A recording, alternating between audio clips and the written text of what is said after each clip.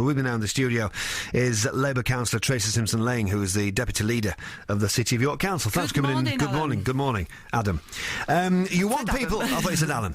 You want people to comment on these plans. Are you going to listen, though, if people do comment? Of course we're going to listen. The consultation... You don't normally. We do, and you know that. This is a really important plan that's coming forward. We need homes and we need employment sites across the city. And, you know, we know that because people tell us that, and we know that from our own statistics. We've got lots more people living longer, we've got lots more people living alone in their own homes, and we need more homes for the future. But people who come to these things and say, yeah, this is all well and good, but I'm not happy about this, not happy about that, it's almost as if you take that on board, but then you go ahead and do it anyway. Well, there are certain criteria we have to fulfil. We have to put in a supply of land, and the plan is inspected by a government inspector at some point. And if they think we haven't put in enough supply of land, they will actually come back and impose sites. But what about people who complain? People yes, write petitions, don't they? We can get, you know, tens and tens of thousands of people who will put their signature to a petition, but you as an authority still go ahead and do it anyway. Well, if people read the whole plan and understand the background to it and what we have to provide, that will help them then if they have some problems with it. I mean, let's take the wind farms, for example. I know Julian Sturdy has made some concerns of his known about the wind farms.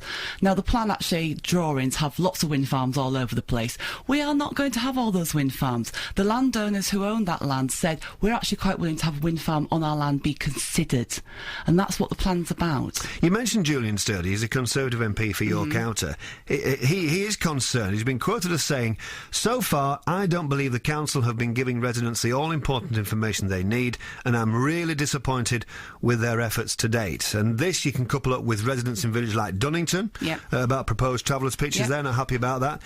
You're not going to have an easy time with this, are you? Well, the paperwork is all available at the start of the consultation, which is today. We've gone through a period since the local plan working group meeting where the paperwork was, some alterations were done. In fact, in that last meeting, 35 alterations were made to the core document, mainly from the Liberal Democrats and the Greens on there. That, you know, it takes time sometimes to rewrite a few things, change things, get them printed so that they're all available. So from today, the core strategy documents will be available in hard copy, but all the other documents will be available online and in the libraries. So what sort of main points are in this York plan, and why are they in there? Why are they in there? Well, the government set out that all councils have to provide a local plan looking for a 15-year supply of land for housing and employment, and then a 15-year safeguarding policy, which means that land will be considered in the future.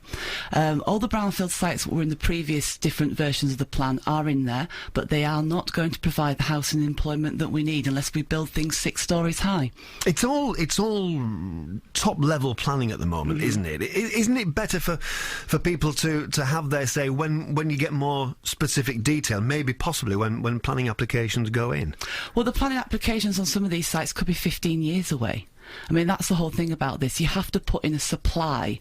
So, you know, we've looked at the figures, we've worked on the criteria that are set that says you need this many houses for this many people because you've got that many people living longer, this many children coming through, so you need this much employment. What actually comes down further down the line, if we take York Central, for example, I first went to a meeting as a member of the public in 1996. We're still not there.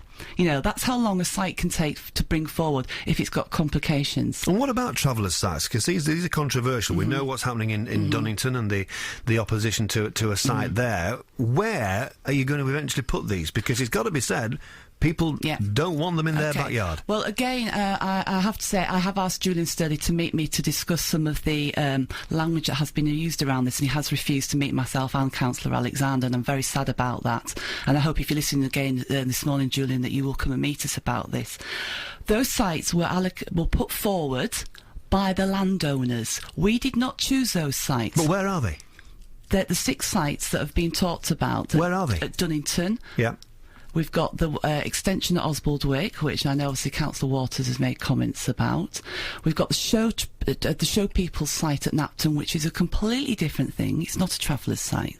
There's one up on the Moulton Road, but it was the landowners. Everyone got a leaflet when it was the call for sites. There was boxes to tick. Those landowners ticked those boxes, not the council, the landowners. So where can people actually start to see these plans now? Well, as I say, people have had a leaflet through the door. They should have had a leaflet through the door. They can can go to their local library.